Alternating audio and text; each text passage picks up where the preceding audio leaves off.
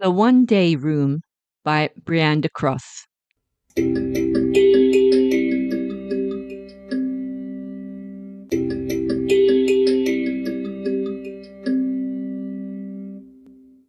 Maggie Blacker stood before the French windows of the One Day Room and surveyed her garden with pleasure. The small courtyard was a riot of spring flowers, backed by an equally small, neat garden, with the verdant green grass still glistening with the early dew. The daffodils are doing really well this year, Joey," she said, "and it won't be long before the jonquils will be in full bloom." Of course, if she looked closely, and she would later in the day, a few dead heads could be removed and the occasional weeds pulled out before it grew too noticeable, and she would need to get the battery of the electric mower charged ready for mowing next week. Even so, she was tempted to sit for a while, sipping her morning coffee, and continue her chat with Joe. "I've arranged for the plumber to come and check the leak by the back door, but it's unlikely he can be here until after the weekend. He says many of the houses in the street are having the same problem. All the pipes will need replacing eventually. And I suspect eventually will be sometime this year. After all, nearly all our houses were built at the same time." Enjoying the aroma of her coffee, she took a few appreciative sips before continuing. "I'm trying out a new brand of coffee, which is ever so much cheaper than our usual brand. It's real good, too. I expect it would be even better if our percolator had a thorough clean. You remember you always did that on the first day of the year." Her voice trailed off as she remembered the first day of the present year, and also remembered that the coffee pot, like many other things, had not had its annual cleaning ritual. With a small sigh, she turned back and looked around the room. Discarding the now empty coffee cup, she went over to the piano and noted the small film of dust surrounding the musical manuscripts. Once tidied into a neat pile, the dust was even more apparent, and she made a mental note that she should bring a duster in later in the day. She pushed back the cover and her arthritic fingers trilled over the keys of their favorite song.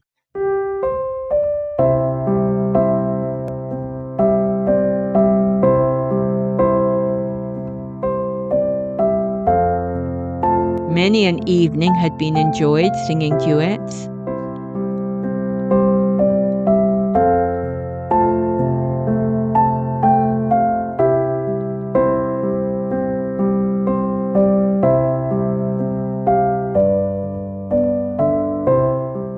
"Gee, that were fun, Joey," she said. "We were bloody awful at first, but I reckon we got better with practice. A few more rehearsals and we would have—" She broke off as she realized what she was saying, and she quietly replaced the cover. The piano was definitely out of tune. She remembered now they had intended to get the tuner in as soon as the rainy season was over, and that had been 6 weeks ago. The old record player was the same one they had bought when first married. They would take turns choosing a classical musical piece from their vast vinyl collection, reminiscing at each play as to when and where it had been bought and first heard. Of course, the long play stylus was well overdue for replacement, but as her hearing wasn't so good, it didn't worry her as much as it used to when they both sat over their hot chocolate drink before retiring to bed. She sorted through the extended plays, and finding the Moonlight Sonata, gently lowered it to the turntable.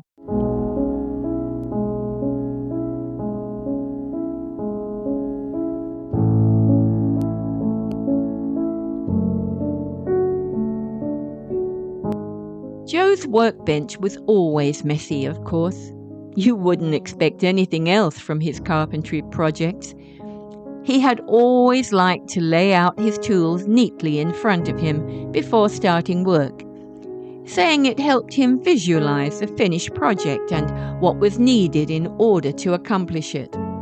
"I guess it's a bit like you when you start to knit a jumper," The raw wood comes first, or sometimes the pattern. Then I look for the right wood that will suit.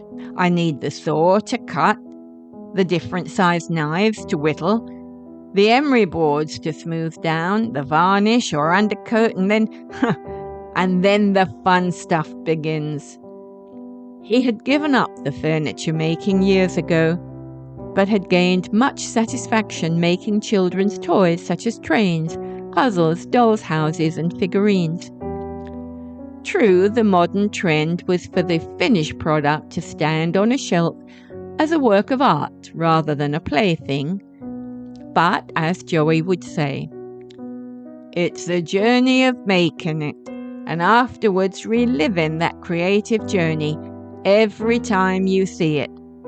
Maggie knew what he meant, but she associated her spinning to his woodwork more than knitting. She loved to have her wheel side by side with Joey's table, both able to look out at the changing ambience of the garden through its seasons. Maggie moved to the back of the room, where a shelf spanned from one side to the other, filled with books of every size and genre. The large travel books were the favourites, well-worn with occasional pages crinkled at the corner of favourite countries that were considered as the ones most likely to visit. Or when the painting of the house was completed. Well, after Christmas. When the weather is a little more acceptable. She fingered the book on Barcelona, still open on the side table, and flicked through the familiar pages. Gaudi's creativity was to be seen on every page. A few enlarged prints of the Sagrada Familia could even be seen hanging on the walls. The new camera, ready for the trip of a lifetime, was still on the side table, with its warranty and book of instructions. The one-day room was large. It had been built as an extension to the original ranch-style home, spanning the entire width of the house with access to the garage at one side and kitchen on the other. It had often been treated as a dump room in the early years. Maggie and Joe had seen it more as a transient waiting room for things being taken from garage to house, which as yet had not found a home. In latter years, it was where things that needed fixing would be taken. Again, in the early years, these items would have a short stay, but as the years went on, such items tended to stay where they had been left. A corner, a shelf, a table, usually in plain sight, so as not to be forgotten. Over on the far wall was a large old armchair, situated so as to be able to see the entire panorama of room and garden. It was Joey's chair. It was where he had sat most days in those declining months, his voice still as enthusiastic as ever. I tell you, Mags, as soon as I get on my feet again, I'm going to rearrange that flower bed with the dahlias. They need pulling out so that we can separate the tubers and replant them over by the fence. God, they'll be able to grow pretty large over there. Oh, it'll be a riot of colour, you see. Oh, and remind me, Mags, next time we get to the hardware store, I must get my drill fixed. It only needs a slight adjustment, but I need it done professionally. Those cheap new ones just don't do the job properly. You know, I'm thinking to make one of those alphabet boards for the grandkids for Christmas. I saw one in the toy store catalogue, but I think I can make one better, and a darn sight cheaper. Maggie allowed her fingers to caress the back of the chair. With eyes closed, she could still hear him. Oh, don't nag me, Mags. This new medication is doing me the world of good. I'll be back on my feet in no time. So I'll get around to it. I'll come in here and I'll stay on the job until everything is done. One day I will. Yeah, one day.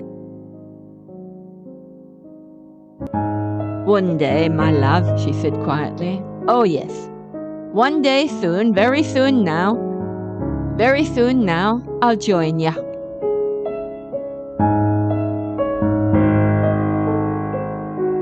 You have been listening to The One Day Room, written and narrated by Brianda Cross. Thank you for listening. Similar and different monologues, stories, and ensemble pieces are available at Fast Fiction Podcasts.